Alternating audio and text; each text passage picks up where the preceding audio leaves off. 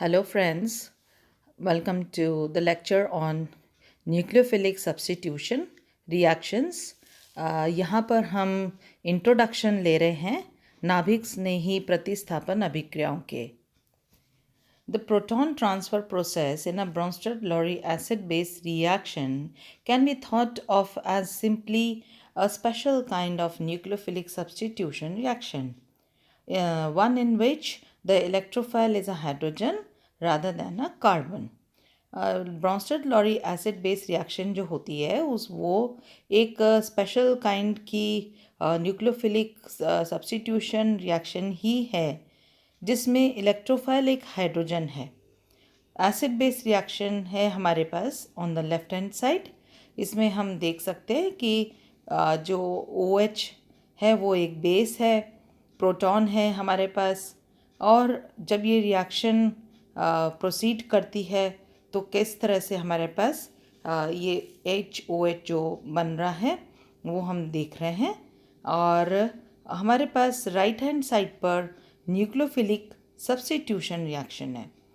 इस substitution reaction में हमारे पास जो सबस्ट्रेट है उसमें कार्बन के साथ जुड़े हुए हाइड्रोजन एटम्स हैं और एक लीविंग ग्रुप है. सबसे इम्पॉर्टेंट चीज़ है एक लीविंग ग्रुप और एक न्यूक्लियोफाइल. ये न्यूक्लियोफाइल जो इधर हम देख रहे हैं वो हमारे पास एसिड बेस रिएक्शन में एक बेस की तरह रिएक्ट कर रहा था on the acid molecule HCl. Electrophile के साथ यहाँ पर हम हाइड्रोजन को ले सकते हैं. जब ये रिएक्शन प्रोसीड करती है तो न्यूक्लियोफिलिक सब्स्टिट्यूशन होता है. लीविंग ग्रुप Cl की जगह हम देख रहे हैं कि OH सब्स्टिट्यूट हो जाता है. तो ये एक नाभिक स्नेही प्रतिस्थापन अभिक्रिया है जिसमें लीविंग ग्रुप की जगह पर एक नए ग्रुप ने अपनी पोजीशन ली है. In both reaction types, we are looking at very similar players. An electron-rich species. दोनों में ही electron-rich species हैं. The nucleophile या base attacks an electron-poor species, यानी जो इलेक्ट्रॉन में deficient हैं. The electrophile या proton driving of the leaving group and conjugate base. We simply refer to the nucleophilic reactant as Nu. In a similar fashion, we call the leaving group X. We see that leaving groups are sometimes negatively charged, sometimes neutral, and sometimes positively charged. Some nucleophiles are negatively charged, some are neutral.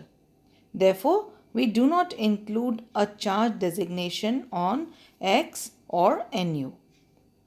In the same way, nucleophiles and leaving groups are sometimes protonated and sometimes not. We generalize the three other groups bonded on the electrophilic central carbon as R1, R2, R3. These symbols could represent hydrogens as well as alkyl groups. ये hydrogen भी हो सकते हैं या alkyl group भी हो सकते हैं. Finally, in order to keep the figures from becoming too crowded, we use in most cases the line structure convention in which the central electrophilic carbon is not drawn out as C. हम बस एक line से show कर देते हैं कि हमें मालूम है सेंट्रल एटम जो होगा वो कार्बन ही होगा. Here then is the generalized picture of a concerted या single step nucleophilic substitution reaction. Note that this representation does not include the charges that would be present on nucleophile and X. X यानी जो leaving group है. तो इधर हम एक single step का concerted reaction देख रहे हैं जो कि न्यूक्लियोफिलिक सब्स्टिट्यूशन रिएक्शन का है. इसमें हम देखते कि हमारे पास जो सबस्ट्रेट है उसमें सेंट्रल कार्बन आइटम के साथ R1, R2, R3 और एक लीविंग ग्रुप X है. न्यूक्लियोफाइल इलेक्ट्रॉन रिच है. ये अटैक करता है ऑन द कार्बन आइटम तो जो ग्रुप लीविंग ग्रुप है उसको बॉन्ड ब्रेक करके निकलना ही पड़ेगा और न्यूक्लियोफाइल यहाँ पर नए प्रोडक्ट के फॉर्म में हमें मिल रहा है, द सब्स्टिट्यूटेड प्रोडक्ट, जहाँ पे न्यूक्लियोफाइल अटैच हो गया है एंड प्लस एक्स जो लिविंग ग्रुप है। एंड दिस इज़ हाउ हम लोग एक सिंगल स्टेप में न्यूक्लियोफिलिक सब्स्टिट्यूशन रिएक्शन देखते हैं। Thank you.